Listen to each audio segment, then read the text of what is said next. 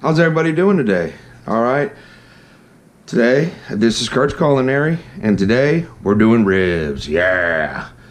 All right, ribs are delicious, but they have to be cooked right. If you guys watched my video on how to prep ribs, you guys probably already know I have a small oven, so I had to cut my pork ribs down and put them into a crock pot. Now these pork ribs have been cooking in this crock pot on low for, I gave them an extra hour. It was 9 hours, okay? So now we are going to take these bad boys out and we are going to show you how to finish it off. So you're going to take the lid off. Okay, first of all, I'd like to show you guys what you're looking for, because you are looking for a falling off the bone rib. All right. If you want to cook them less because you want to grill them, then cut the time probably by about 2 hours. They'll be a little more, they will not be as tender, but because obviously if they're falling apart, you can't put them on the grill. But so for an example, we have a little pork loin we got here, and you will see that you can just grab these bones and just pull them right out. So that's what you want. You want these bones just falling right out of it, just like that, just barely. All right, we're going to leave that one in there because we're going to finish these off. So that is what you are looking for. You want to be able to just grab a hold of the bone and just pull it right off, no resistance. All right, so let's put these here. Now to finish these off, you're going to take your ribs and you're going to transfer them into a pan. I put aluminum foil down. I put aluminum foil down just to help with the mess. As you can see, as I'm pulling these out, they are falling apart. That's why you have to have a nice set of tongs so that you can get down in there. And it's also the reasoning why I cut these into three bone piece sections. One is for even cooking, and the other reason is if these were smaller, they're going to be pretty hard to get out of the crock pot without the bones, without the meat just totally falling apart. So just go ahead and transfer these over. All right, go ahead and grab the ribs. Yeah, these ribs, oh, they smell delicious. With the vinegar, that helps open everything up. And the real good rub seasoning, these are just absolutely delicious. So we're going to finish these off in the oven. All right, so you're going to take it. Oops, see, these bones, see, this is what you want. That's why you need a good set of tongs to get down in there. This bone here, just falling right off. This bone right here, so you just pull it. That's the way ribs are supposed to be cooked. They are supposed to be falling off the bone, all right? So now we are going to transfer these. Our oven is at broil, and you need your oven to be on an extremely high heat. And what you are going to do is you are going to get you a nice baster and barbecue sauce. And you are going to go pretty heavy on this barbecue sauce. You're going to slap it on top. Go ahead and get as much as you can on top of these. And what we're going to do with them is we're going to stick them in the oven on broil, which is heat from above. And this barbecue sauce is going to caramelize and just stick right to these ribs, give it a beautiful, great barbecue flavor, also mixed in with the rib rub seasoning and the vinegar. It will be absolutely delicious. This is about a half a cup of barbecue sauce, and that's about all you need, unless you would like a little more for dipping.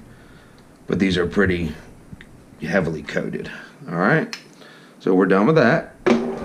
Now we are going to go ahead and we're popping them in the oven. My oven's on high, it's on broil. So we're gonna go ahead and we're gonna stick these in. All right, there we go. Now, it's not gonna take very long. You don't want your barbecue sauce cold. You want your barbecue sauce to be hot. Or not hot, I'm sorry. You want it to be at room temperature. Because if it's cold and you're putting it onto something that's hot, then it has to, you know, go through the whole heating up process, and it's just something that you don't really need to be dealing with. Sorry about my annoying phone, guys. So, our ribs are in the oven. We got our oven mitts over here. So we got our mitts. Now our crock pot, we can turn that off and go ahead and put a lid on it just to keep that good to go. Ribs are served, but you know, there's a million things you can do with ribs. You can do, I have some coleslaw, so I'm gonna serve it with coleslaw, but you can serve it with coleslaw, potato salad, baked beans, corn on the cob. The sky is the limit. I mean, any kind of vegetable goes with ribs, and you know, any kind of pasta salad, coleslaw, potato salad, macaroni salad, you know, and any of that just goes really great with the ribs. So we are going to peek our head in here and see what we got going on. Okay, we're not quite there yet. So your main preparation for the ribs is to, when you cut them down, you make them so much easier to work with. So that's what makes it a lot nicer. If I have to cut mine down because my oven is smaller, so that's why I did it. But the crock pot is very efficient and works extremely well. If you were to leave for work and start these in a crock pot, the whole time you're at work, they're cooking away, doing their thing, and when you come home, all you have to do is transfer them from one pan to another, slap a little bit of barbecue sauce on them, and boom, they're done. You have delicious ribs that are nowhere near the cost of a restaurant's ribs, because ribs are pretty, you know, quite expensive at a restaurant. The ribs that I purchased were actually buy one get one free. The most expensive one I bought was $18, and I got the next one for free, so I paid $9 a rib for a whole slab. So that's a pretty good deal. But you can find these deals, you just have to look for them. And that's about it, guys. We're gonna go ahead and take another look-see. All right, we're getting there. But the barbecue sauce on top it just totally finishes it off and gives it, you don't want to just put the barbecue sauce on top of it, because then it's not going to finish off properly. You want to put the barbecue sauce on top pretty nice and heavy, and when you're hitting it with the broiler is the heat from above, so it is just going to, it's going to kind of caramelize the barbecue sauce to your ribs, which is exactly what you want. You would rather have it like that than just have some warm sauce and you just put it on top of the ribs. So you definitely want to finish it off this way. And if you do want to finish them off on a grill with the ribs, as you've seen with the bones just falling right out, you are not going to be able to do that if you cook the ribs as long as I did. It was 8 to 9 hours on low temperature in a crock pot.